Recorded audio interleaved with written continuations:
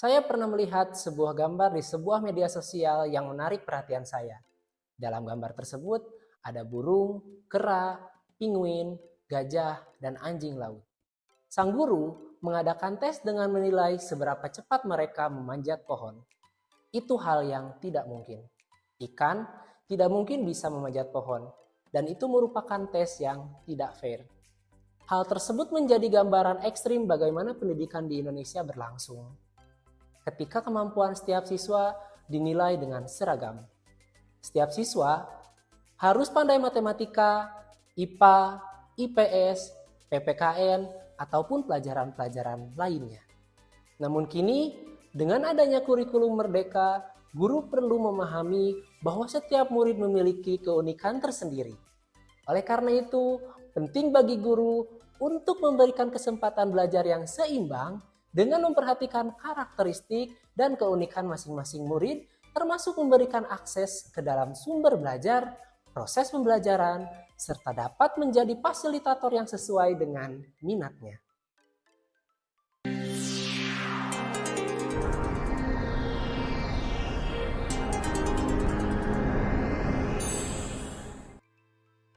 Assalamualaikum warahmatullahi wabarakatuh. Perkenalkan, nama saya Aji Hakim Junior dari SDN Sekar Budaya, Kecamatan Pabuaran, Kabupaten Subang. Pada kesempatan kali ini, saya ingin membagikan praktik baik penerapan etik pensi, pemanfaatan TIK dalam pembelajaran diferensiasi. Pembelajaran ini saya laksanakan bersama murid-murid saya di kelas 6 tahun ajaran 2023-2024.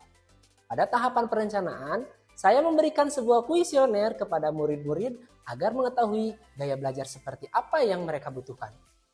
Dari proses ini, saya mendapatkan data sebagai berikut. 42% murid memiliki gaya belajar visual. 32% murid memiliki gaya belajar auditori. Dan 26% murid memiliki gaya belajar kinestetik.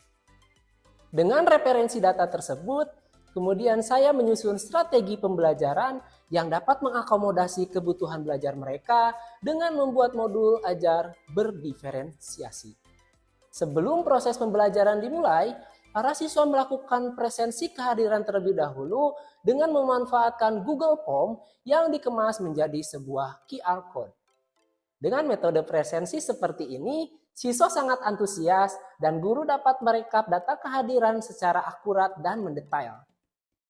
Sebagai langkah awal untuk mengawali kegiatan, saya menyambut mereka di pagi hari sebelum masuk ke kelas untuk menciptakan atmosfer yang menyenangkan, akrab, dan ramah. Saya berharap dapat menciptakan suasana kelas yang nyaman serta representatif bagi murid-murid saya. Tujuan pembelajaran yang akan mereka capai adalah yang pertama, mengidentifikasi ciri-ciri reklame dari contoh yang diberikan dengan cermat. Yang kedua, membedakan jenis-jenis reklame dengan benar. Dan yang ketiga, membuat reklame dengan baik. Agar proses belajar berjalan dengan lancar, para siswa membacakan dan melaksanakan kesepakatan kelas yang sebelumnya sudah dibuat. Kesepakatan kelas tersebut dibuat dengan melibatkan siswa agar siswa dan guru dapat bersama-sama membangun komitmen dalam menjaga proses belajar mengajar yang kondusif. Ketika masuk ke dalam kelas, tidak boleh berbicara kasar. Diakhiri sebelum masuk. Dari data yang telah saya ambil sebelumnya, saya mengorganisir kelas saya menjadi 7 kelompok. 3 kelompok memiliki gaya belajar visual, 2 kelompok memiliki gaya belajar auditori, dan 2 kelompok lagi memiliki gaya belajar kinestetik. Kelompok-kelompok ini nantinya akan berkolaborasi untuk mempelajari materi yang saya berikan. Selain itu, mereka akan menyelesaikan proyek-proyek dan mengembangkan kerjasama yang akan menjadi bagian dari tugas mereka. Agar dapat menstimulus serta menarik perhatian siswa, saya membuat media-media dengan memanfaatkan teknologi informasi dan komunikasi. Mereka akan saya ajak untuk menggali informasi dari sumber-sumber digital mengenai materi reklame yang tentunya sesuai dengan gaya belajar yang mereka inginkan. Dari sini akan terlihat adanya diferensiasi konten. Kelompok visual akan mendapatkan sumber belajar berupa media pembelajaran interaktif atau MPI yang saya kembangkan dengan judul Melatih, Mengenal Reklame dengan Teknologi Informasi. Kelompok auditori mendapatkan sumber belajar berupa komik audio. Sementara itu, kelompok kinestetik akan menggunakan metode edugame berjudul Berburu Harta Karun. Dengan melakukan aktivitas di luar kelas, lalu mencari sumber belajar yang sudah saya siapkan di tempat-tempat tertentu. Mereka akan mencari materinya secara kolaboratif dengan memecahkan kode terlebih dahulu. Setelah semuanya mempelajari konten yang telah diberikan, mereka akan kembali berkumpul di kelas untuk mendapatkan instruksi selanjutnya. Penugasan ini saya kemas dalam diferensiasi produk. Dalam rangka menguatkan pemahaman mereka terkait materi reklame, saya memberikan sebuah tugas proyek yang tentunya menyesuaikan dengan gaya belajarnya. Kelompok visual diberikan arahan untuk mengerjakan sebuah karya visual berupa poster komersial maupun non-komersial dengan memanfaatkan aplikasi Canva for Education dan akun Belajar ID. Proses ini didukung dengan adanya fasilitas Chromebook yang telah disediakan oleh sekolah. Kelompok auditori diberikan arahan untuk mengerjakan sebuah karya video berupa iklan sebagai contoh dari reklame komersial dengan media audio visual. Sedangkan kelompok kinestetik diarahkan untuk membuat reklame berjenis poster komersial maupun non-komersial dari barang-barang bekas yang ada di sekitar lingkungan sekolah. Selanjutnya, siswa mempresentasikan di depan kelas bersama kelompoknya masing-masing dan kelompok lain memberikan tanggapan, saran, ataupun pertanyaan. Kami dari tim Visual 2 akan mempresentasikan caranya menjaga bumi.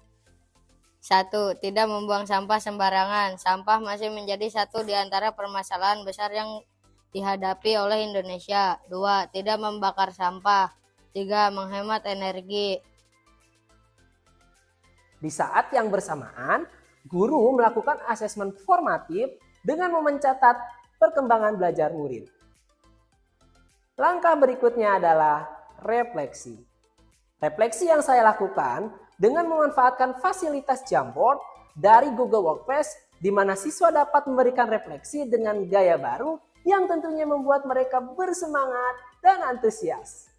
Dari proses belajar ini, siswa dapat mengidentifikasi ciri-ciri reklame, membedakan jenis-jenis reklame, serta dapat membuat contoh reklame dengan baik.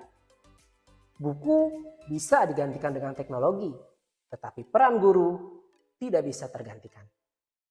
Namun, di era sekarang, guru harus mampu memanfaatkan teknologi digital untuk mendesain pembelajaran yang kreatif, inovatif, serta dapat berperan sebagai fasilitator agar dapat menuntun murid sesuai dengan kodrat zamannya. Demikian tadi praktik baik petik, pensi, pemanfaatan TIK dalam pembelajaran diferensiasi. Dengan segala kerendahan hati, mohon doanya agar saya dapat berkembang dan berusaha memberikan yang terbaik bagi para calon generasi emas Indonesia di masa yang akan datang. Semoga bermanfaat. Terima kasih. Wassalamualaikum warahmatullahi wabarakatuh.